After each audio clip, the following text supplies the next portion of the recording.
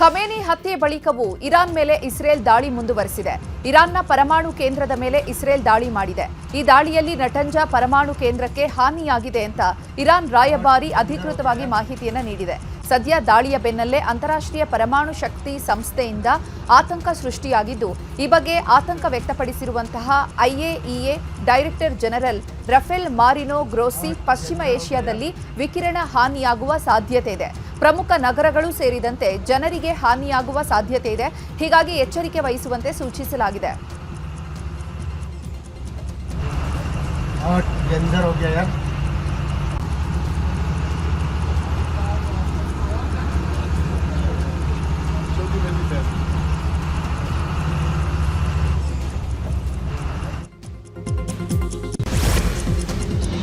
ಇನ್ನು Israel America ದಾಳಿಗೆ ಪ್ರತಿಯಾಗಿ ಇರಾನ್ ಕೂಡ ನಿರಂತರವಾಗಿ ದಾಳಿ ಮಾಡ್ತಾ ಇದ್ದು, ಸೌದಿ ಅರೇಬಿಯಾದ ಅರಾಮ್ಖೋ ತೈಲ ಸಂಸ್ಕರಣಾ ಘಟಕದ ಮೇಲೆ ಡ್ರೋನ್ ದಾಳಿ ನಡೆಸಿವೆ.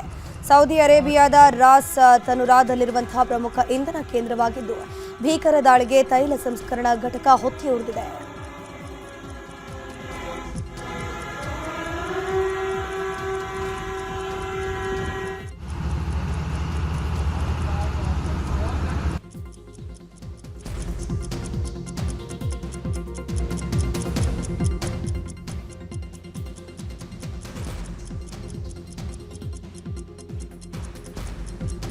ಇನ್ನು ಅಮೆರಿಕದ ರಾಯಭಾರಿ ಕಚೇರಿ ಮೇಲೂ ಇರಾನ್ ದಾಳಿಯನ್ನು ನಡೆಸಿದೆ. ಕುವೈತ್ನಲ್ಲಿರುವಂತಹ ಕಚೇರಿ ಮೇಲೆ ಶಾಹೀದ್ 136 ಡ್ರೋನ್ ಮೂಲಕ ದಾಳಿ ಮಾಡಿರುವ ಶಂಕೆ ಇದ್ದು, ದಾಳಿಯಿಂದಾಗಿ ಕಚೇರಿ ಧ್ವಂಸವಾಗಿದೆ. ಅಲ್ಲದೆ ಕುವೈತ್ ನಾಗರಿಕರಿಗೆ ಎಚ್ಚರದಿಂದ ಇರುವಂತೆ ಸೂಚನೆಯನ್ನು ನೀಡಲಾಗಿದೆ. ಇರಾನ್ ಮೇಲೆ ಅಮೆರಿಕ ಇಸ್ರೇಲ್ ಜಂಟಿ ದಾಳಿ ಹಿನ್ನೆಲೆ ಇರಾನ್ನ ವಾಯು ನೆಲೆಯನ್ನ ಅಮೆರಿಕ ಧ್ವಂಸಗೊಳಿಸಿದೆ. ಇರಾನ್ ಕ್ಷಿಪಣಿ ಅಡಗು ತಾಣವನ್ನು ನಾಶ ಮಾಡಿದೆ. B-2 ಬಾಂಬರ್ ಮತ್ತು ಸೂಸೈಡ್ ಡ್ರೋನ್ ಬಳಸಿ ಇರಾನ್ ಪ್ಯಾಲಿಸ್ಟಿಕ್ ಕ್ಷಿಪಣಿ ಸಾಗಿಸ್ತಾ ಇದ್ದಂತಹ ಟ್ರಕ್ ಧ್ವಂಸ ಮಾಡಿದೆ. ಇನ್ನು ಇರಾನಿನ ಕ್ಷಿಪಣಿಗಳ ಮೇಲೆ 2000 ಪೌಂಡ್ ಬಾಂಬ್ ಹಾಕಿದ್ದು, ಕ್ಷಿಪಣಿಗಳ ನೆಲೆಯನ್ನೇ ನಾಶಪಡಿಸಿದೆ.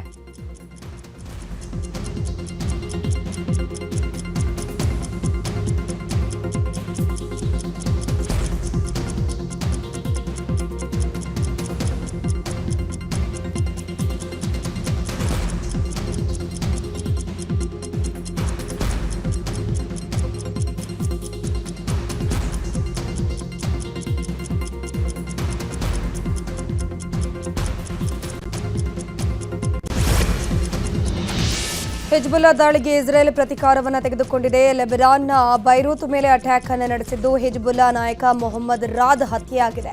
ಲೆಬನಾನ್ ಸಂಸತ್ತಿನಲ್ಲಿ ಹತ್ಯೆ ಮಾಡಲಾಗಿದ್ದು, ಬೈರೂತ್ನ ದಕ್ಷಿಣ ಭಾಗವನ್ನು ಗುರಿಯಾಗಿಸಿ ಪ್ರಬಲ ದಾಳಿ ಮಾಡಿದ್ದು, ದಾಳಿಯಲ್ಲಿ ಹಿಜ್ಬುಲ್ಲಾ ನಾಯಕ ಸೇರಿದಂತೆ 31 ಜನರು ಸಾವನ್ನಪ್ಪಿದ್ದು, 149 ಮಂದಿಗೆ ಗಾಯಗಳಾಗಿದೆ. ಖಮೇನಿ ಹತ್ಯೆಯ ಪ್ರತೀಕಾರಕ್ಕೆ ಇರಾನ್ ಮುಂದಾಗಿದ್ದು, ಇಸ್ರೇಲ್ ಸೇರಿದಂತೆ ಅಮೆರಿಕ ವಾಯು ನೆಲೆ ಮೇಲೆ ದಾಳಿ ನಡೆಸಿದೆ. ಕುವೈತ್ನ ಅಮೆರಿಕ ಸೇನಾ ನೆಲೆ ಮೇಲೆ ದಾಳಿ ಮಾಡಿದೆ. ಇದರ ಜೊತೆಗೆ ಜೆರುಸೆಲೆಂ ಮತ್ತು ಅಬುದಾಬಿ, ಮನಾಮಾ, ದುಬೈ ಮೇಲೂ ಕೂಡ ದಾಳಿ ಮಾಡಿದ್ದು, ದೋಹಾದಲ್ಲಿ ಪ್ರಬಲ ಸ್ಫೋಟದ ಸದ್ದು ಕೇಳಿ ಬಂದಿದೆ. ಕುವೈತ್ನಲ್ಲಿ F-15 ವಿಮಾನವನ್ನ ಇರಾನ್ ಹೊಡೆದುರುಳಿಸಿದೆ. ಪೈಲಟ್ ಅದೃಷ್ಟವಶಾತ್ ಪ್ರಾಣಾಪಾಯದಿಂದ ಪಾರಾಗಿದ್ದಾರೆ. ಒಂದೆಡೆ 15 ವಿಮಾನ ಬೆಂಕಿ ಹೊತ್ತಿಕೊಂಡಿದ್ದು ನೆಲಕ್ಕುರುಳುತ್ತಿದೆ.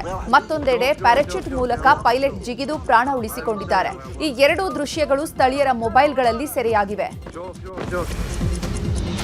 ಖಮೇನಿ ಹತ್ಯೆ ಬಳಿಕ ರೊಚ್ಚಿಗೆದ್ದಿರುವಂತಹ ಇರಾನ್ ಮತ್ತು ಇಸ್ರೇಲ್ ಅಮೆರಿಕಾಗೆ ವಾರ್ನಿಂಗ್ ಅನ್ನು ಕೊಟ್ಟಿದೆ. ಇರಾನ್ನ ಭದ್ರತಾ ಮುಖ್ಯಸ್ಥ ಅಲಿ ಲಾರಿಜಾನಿ ಎಕ್ಸ್ನಲ್ಲಿ ಪೋಸ್ಟ್ ಹಾಕಿದ್ದು, ಅಮೆರಿಕ ಅಧ್ಯಕ್ಷ ಟ್ರಂಪ್ ಈಗ ಭಯದಲ್ಲಿದ್ದಾರೆ. ಅಮೆರಿಕದ ಸೈನಿಕರ ಸಾವು ನೋವಿನ ಆತಂಕವಿದೆ. ಇರಾನ್ ರಾಷ್ಟ್ರವು ತನ್ನನ್ನು ತಾನು ರಕ್ಷಣೆ ಮಾಡಿಕೊಳ್ತಿದೆ. ಇರಾನ್ನ ಸಶಸ್ತ್ರ ಪಡೆಗಳು ಯುದ್ಧ ಆರಂಭ ಮಾಡಿಲ್ಲ. ನಾವು ಆಕ್ರಮಣ ಶುರು ಮಾಡಿದ್ರೆ ಇನ್ನಷ್ಟು ಹಾನಿಯಾಗುತ್ತೆ ಅಂತ ಅಮೆರಿಕಾಗೆ ಖಡಕ್ ವಾರ್ನಿಂಗ್ ಕೊಟ್ಟಿದೆ.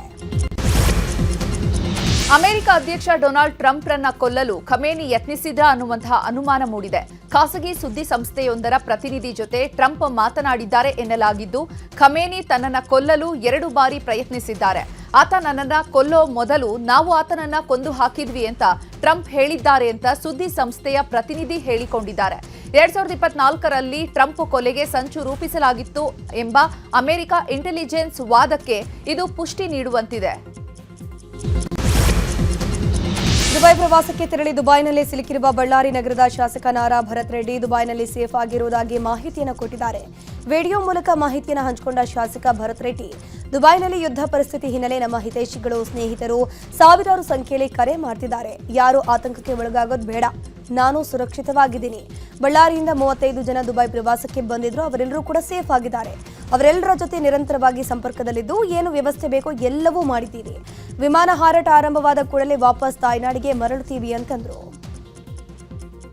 ಕಳೆದ 2 ದಿನದಿಂದ ನನಗೆ ಸಾವಿರಾರು ಸಂಖ್ಯೆಯಲ್ಲಿ ನಮ್ಮ ಸ್ನೇಹಿತರು, ದೇಶಗಳು ಎಲ್ಲರೂ ಕರೆಯನ್ನು ಮಾಡಿ ಈ UAE ಕ್ರೈಸಿಸಲ್ಲಿ ತಾವು ಸಿಲುಕಿದ್ದೀರಂತೆ, ತಾವು ಯಾವ ರೀತಿಯಲ್ಲಿದ್ದೀರಿ, ತಾವು ಸುರಕ್ಷಿತವಾಗಿದ್ದೀರಾ ಅಂತೇಳಿ ತಮ್ಮ ಆತಂಕವನ್ನು ವ್ಯಕ್ತಪಡಿಸ್ಕೊಂಡ್ರು ನನ್ನ ಹತ್ರ. ನಾನು ಎಲ್ಲರಿಗೂ ಹೇಳಕ್ಕೆ ಇಚ್ಛೆ ಪಡ್ತೀನಿ, ಯಾರೂ ಆತಂಕಕ್ಕೊಳಗಾಗೋದು ಬೇಡ. ನಾನು ಸುರಕ್ಷಿತವಾಗಿದ್ದೀನಿ, ನಮ್ಮ ಕುಟುಂಬ ಸುರಕ್ಷಿತವಾಗಿದೆ. ಅದರ ಜೊತೆಗೆ ಬಳ್ಳಾರಿಯಿಂದ ಏನು 35 ಜನ ದುಬೈ ಪ್ರವಾಸಕ್ಕೆ ಬಂದಿದ್ದರು ಅವರೆಲ್ಲರೂ ಸುರಕ್ಷಿತವಾಗಿದ್ದಾರೆ, ನಮ್ಮ ಕಾಂಟ್ಯಾಕ್ಟಲ್ಲಿ. ಇನ್ನು ಅಬುಧಾಬಿಯಲ್ಲಿ ತುಮಕೂರು ಮೂಲದ ಯುವಕ ಶಶಿಕುಮಾರ್ ಸಿಲುಕಿದ್ದಾರೆ. ಕಳೆದ 5-6 ವರ್ಷದಿಂದ ದುಬೈನಲ್ಲೇ ಶಶಿಕುಮಾರ್ ಇದ್ದು, ದುಬೈನ ಪರಿಸ್ಥಿತಿ ಗೊತ್ತಾಗ್ತಾ ಇದ್ದಂತೆ ತಂದೆ ಮಹದೇವಯ್ಯ ಹಾಗೂ ಪತ್ನಿ ಗಗನ ಶಶಿಕುಮಾರ್ಗೆ ವಿಡಿಯೋ ಕಾಲ್ ಮಾಡಿ ವಿಚಾರಣೆಯನ್ನ ನಡೆಸಿದ್ದಾರೆ. ಈ ವೇಳೆ ಶಶಿಕುಮಾರ್ ಯುದ್ಧದ ಭೀತಿ ಇಲ್ಲ, ಆತಂಕ ಪಡಬೇಡಿ ಅಂತ ಕುಟುಂಬಸ್ಥರಿಗೆ ಧೈರ್ಯ ಹೇಳಿದ್ದಾರೆ. ಇನ್ನು ಇದೇ ವಿಚಾರವಾಗಿ ನ್ಯೂಸ್ 18 ಶಶಿಕುಮಾರ್ ಪತ್ನಿ ಮತ್ತು ತಂದೆ ಮಾತನಾಡಿದ್ದಾರೆ. ಇರಾನ್ ಇಸ್ರೇಲ್ ಯುದ್ಧದ ಬಿಸಿ ಬಹರೇನ್ಗೂ ತಟ್ಟಿದೆ. ಹೀಗಾಗಿ ಮೈಸೂರು ಜಿಲ್ಲೆಯ ಆಗಿರುವಂತಹ ಲಿಂಗರಾಜು ಬಹರೇನ್ನಲ್ಲಿ ಸಿಕ್ಕಾಕೊಂಡಿದ್ದು ನಮಗೆ ರಕ್ಷಣೆ ನೀಡುವಂತೆ ಅಳಲು ತೋರ್ಕೊಂಡಿದ್ದಾರೆ. ನಮ್ಮನ್ನು ರಕ್ಷಣೆ ಮಾಡುವಂತೆ ಪ್ರಧಾನಿ ಮೋದಿಗೆ ಮನವಿಯನ್ನು ಮಾಡಿಕೊಂಡ್ರು.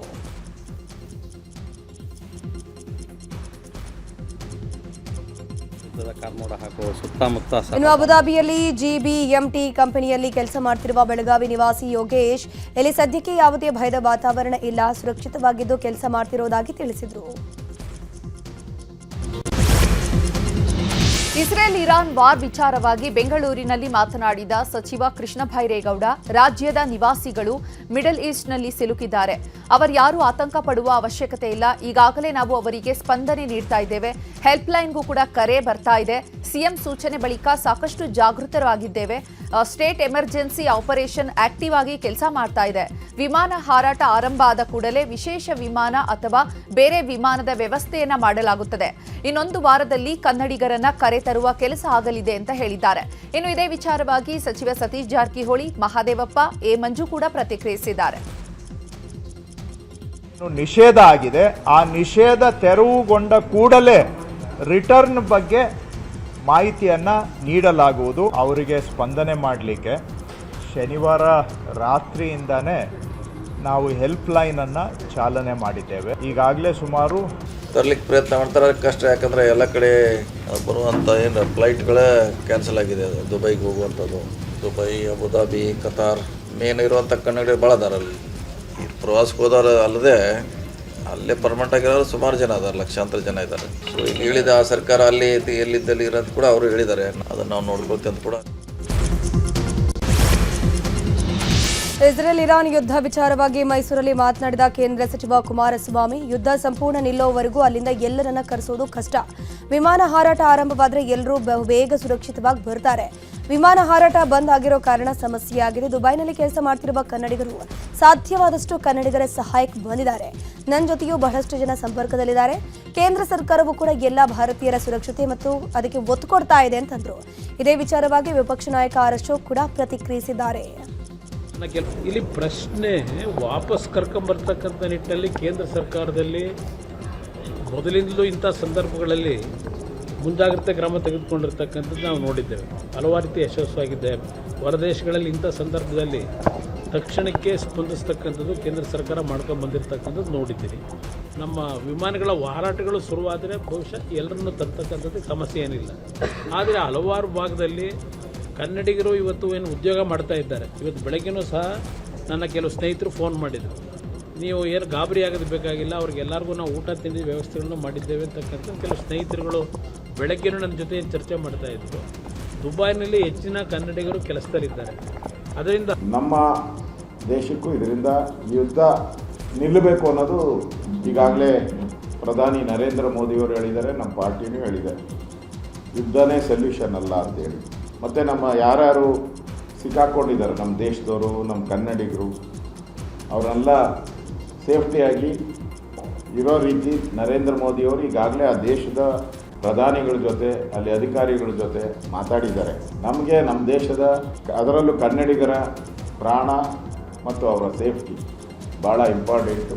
ಆ ದೃಷ್ಟಿಯಿಂದ ನರೇಂದ್ರ ಮೋದಿಯವರು ಕೇಂದ್ರ ಸರ್ಕಾರ ಇವ್ರನ್ನ ಸೇಫ್ಟಿಯಾಗಿ ವಾಪಸ್ ತರ್ತಾರೆ ಅನ್ನೋ ವಿಶ್ವಾಸ ನಮಗೂ ಇದೆ. ನಾವು ಕೂಡ ಪಾರ್ಟಿ ಲೆವೆಲಲ್ಲಿ ಇದನ್ನು ಕೇಂದ್ರದ ನಾಯಕರ ಗಮನಕ್ಕೆ ತರ್ತೀವಿ.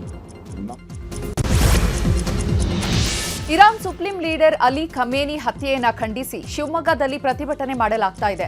ನಗರದ ಜಿಲ್ಲಾಧಿಕಾರಿ ಕಚೇರಿ ಮುಂಭಾಗ ಅಂಜುಮನ್ ಎ ಫೈಜಾನ್ ಎ ಹುಸೈನಿ ಸಂಘಟನೆಯ ನೇತೃತ್ವದಲ್ಲಿ ಖಮೇನಿ ಹತ್ಯೆಯನ್ನ ಖಂಡಿಸಿ ಹೋರಾಟ ಮಾಡ್ತಿದ್ದಾರೆ. ಅಮೆರಿಕ ಮತ್ತು ಇಸ್ರೇಲ್ ಜಂಟಿಯಾಗಿ ನಡೆಸಿದ ಭೀಕರ ವೈಮಾನಿಕ ದಾಳಿಯನ್ನ ಖಂಡಿಸಿದ್ದಾರೆ. ಕಪ್ಪು ಬಾವುಟ ಮತ್ತು ರಾಷ್ಟ್ರಧ್ವಜವನ್ನ ಹಿಡಿದು ಅಮೆರಿಕ ಅಧ್ಯಕ್ಷ ಡೊನಾಲ್ಡ್ ಟ್ರಂಪ್ ವಿರುದ್ಧ ಘೋಷಣೆಗಳನ್ನು ಕೂಗಿ ಆಕ್ರೋಶ ಹೊರಹಾಕಿದ್ದಾರೆ.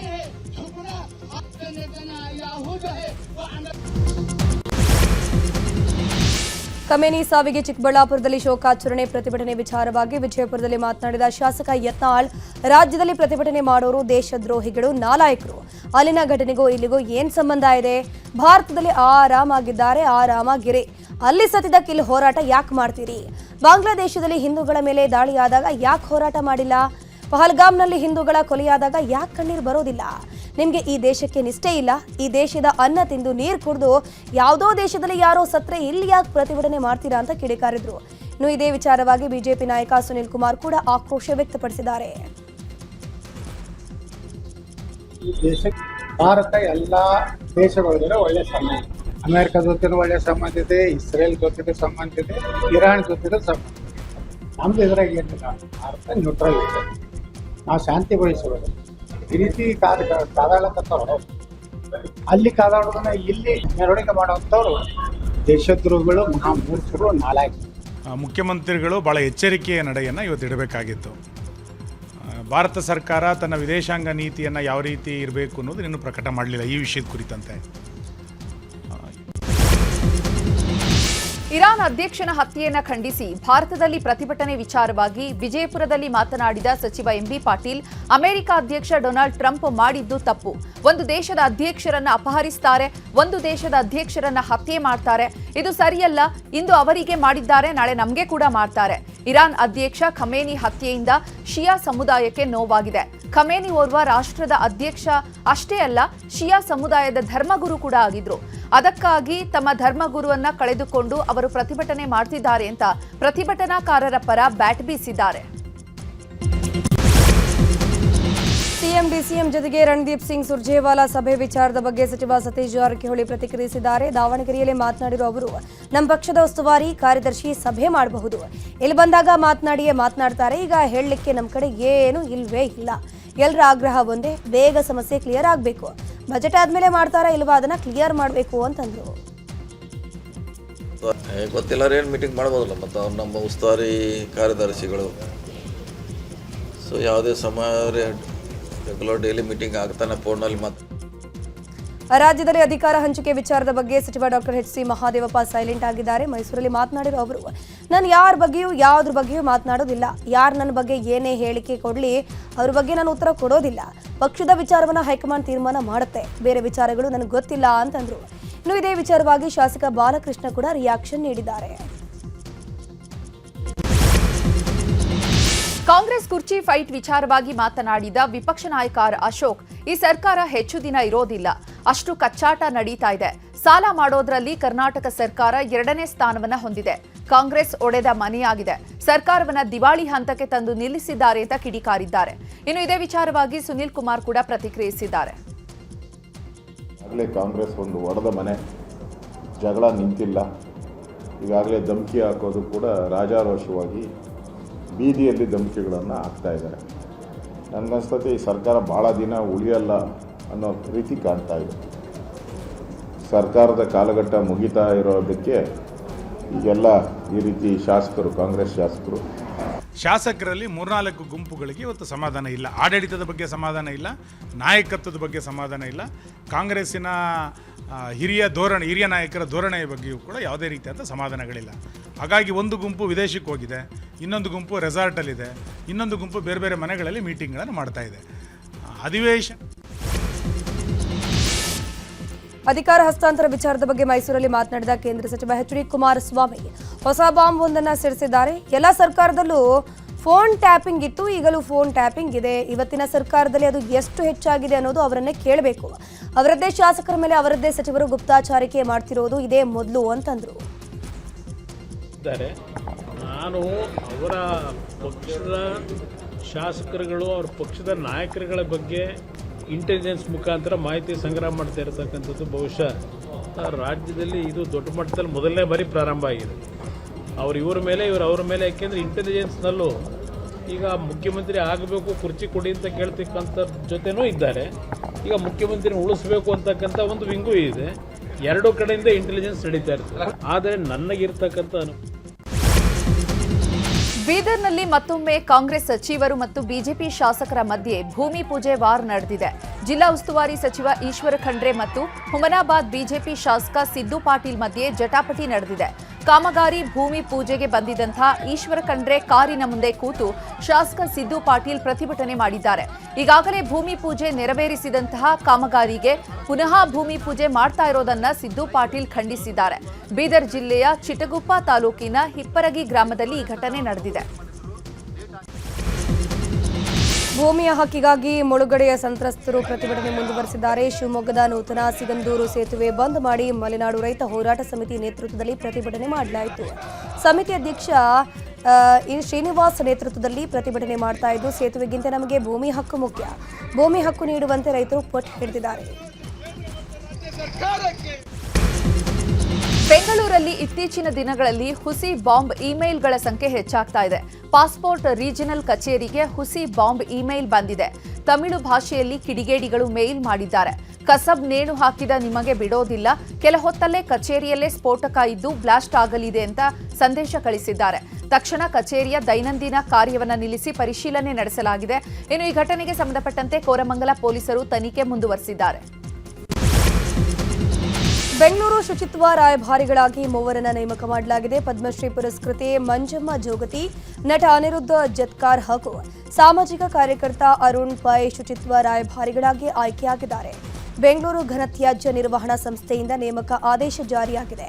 ಕಸ ವಿಲೇವಾರಿ, ವಿಂಗಡಣೆ ಹಾಗೂ ಸ್ವಚ್ಛತೆ ಅರಿವು ಮೂಡಿಸುವ ನಿಟ್ಟಿನಲ್ಲಿ ರಾಯಭಾರಿಗಳನ್ನು ನೇಮಿಸಲಾಗಿದೆ. ಉತ್ತರ ಕನ್ನಡ ಜಿಲ್ಲೆಯ ಕೈಗಾದಲ್ಲಿರುವಂತಹ ಅಣು ವಿದ್ಯುತ್ ಕೇಂದ್ರದ 5ನೇ ಮತ್ತು 6ನೇ ಘಟಕಗಳ ಕಾಂಕ್ರೀಟೀಕರಣಕ್ಕೆ ಚಾಲನೆ ನೀಡಲಾಗಿದೆ. ಅಣುಶಕ್ತಿ ಆಯೋಗದ ಅಧ್ಯಕ್ಷ ಅಜಿತ್ ಕುಮಾರ್ ಮೊಹಾಂತಿ 5 ಮತ್ತು 6ನೇ ಘಟಕದ ಕಾಂಕ್ರೀಟೀಕರಣಕ್ಕೆ ಚಾಲನೆಯನ್ನು ನೀಡಿದ್ದಾರೆ. 700 ಮೆಗಾವ್ಯಾಟ್ ಸಾಮರ್ಥ್ಯದ ಹೊಸ ಘಟಕಗಳಿಗೆ ಚಾಲನೆ ನೀಡಿದ್ದು 2030ರೊಳಗೆ ಪೂರ್ಣಗೊಳ್ಳಲಿದೆ.